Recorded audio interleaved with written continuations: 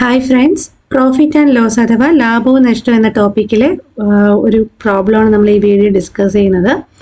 ഈ profit and loss എന്ന് പറയുന്നത് LGSൻ്റെയും LDCയുടെയും സിലബസിൽ ഒരുപോലെയുള്ള ഒരു ടോപ്പിക്കാണ്. അപ്പോൾ ഇതിൽ ക്വസ്റ്റ്യൻ ഏതാണെന്ന് നോക്കാം. 20 രൂപയ്ക്ക് വാങ്ങിയ ബുക്ക് 25 രൂപയ്ക്ക് വിറ്റാൽ ലാഭശതമാനം എന്ത് എന്നാണ് ചോദിച്ചിരിക്കുന്നത്. 4 ഓപ്ഷൻസ് ഇവിടെ തന്നിട്ടുണ്ട്.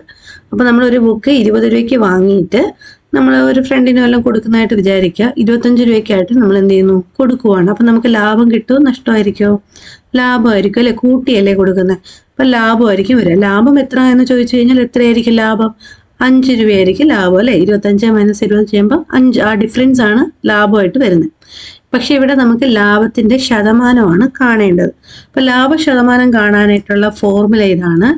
ലാഭശതമാനമാണെങ്കിൽ ലാഭം കൊണ്ട് ഡിവൈഡ് ചെയ്യാം. ഓക്കെ അല്ലേ? ഇനി നഷ്ടശതമാനമാണെങ്കിൽ നഷ്ടം കൊണ്ട് വേണം ഡിവൈഡ് ചെയ്യാൻ. അങ്ങനെ ഓർത്ത് വെക്കുക.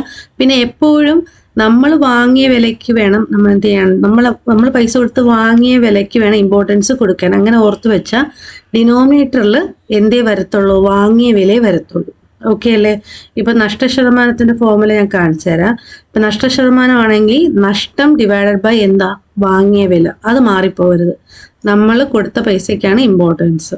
ഓക്കെ അല്ലേ? ഇപ്പൊ വാങ്ങിയ വിലയ്ക്കാണ് ഇമ്പോർട്ടൻസ്. അപ്പൊ വാങ്ങിയ വില വേണം എഴുതാൻ. കാരണം 2 വിലയും നമുക്ക് ക്വസ്റ്റ്യനിൽ തന്നിട്ടുണ്ടാവും, വാങ്ങിയ വിലയും വിറ്റ വിലയും. അപ്പൊ അതിൽ വാങ്ങിയ വിലയ്ക്ക് എന്ത് ചെയ്യുക, ഇമ്പോർട്ടൻസ് കൊടുക്കുക. അപ്പൊ ലാഭശതമാനം കാണാനുള്ള ഫോർമുല എന്താ വരിക, ലാഭം ഡിവൈഡഡ് ബൈ വാങ്ങിയ വില. ഇനി ഇൻറ്റു 100, അത് ഓർക്കാനായിട്ട് നമുക്ക് ശതമാനത്തിലോട്ടല്ലേ ആക്കേണ്ടത്. അപ്പൊ ശതമാനത്തിൽ പറയുമ്പോൾ എപ്പോഴും നമ്മൾ എന്ത് ചെയ്യണം, ഇൻറ്റു 100 ചെയ്ത് വേണം പറയാനായിട്ട്. അപ്പൊ ഈ 3 ടേംസ് ഓർത്ത് വെക്കുമല്ലോ. ലാഭശതമാനം ചോദിച്ചാൽ ലാഭം ഡിവൈഡഡ് ബൈ വാങ്ങിയ വില ഇൻറ്റു 100. ആ കിട്ടുന്ന വാല്യൂ എന്തിലായിരിക്കും, പെർസെൻറ്റേജിൽ വേണം പറയാൻ. അപ്പൊ നമുക്ക് ഇവിടെ ഈ ക്വസ്റ്റ്യൻ ഒന്ന് ചെയ്തു നോക്കാം.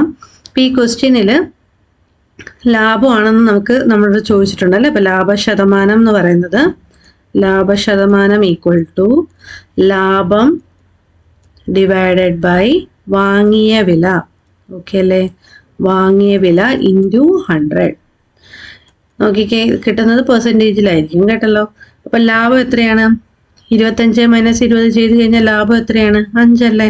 5 ഡിവൈഡഡ് ബൈ വാങ്ങിയ വില എത്രയാണ്, എത്ര രൂപയ്ക്കാണ് നമ്മൾ ആ ബുക്ക് വാങ്ങിയത്, നമ്മൾ വാങ്ങിയത് 20 രൂപയ്ക്ക്.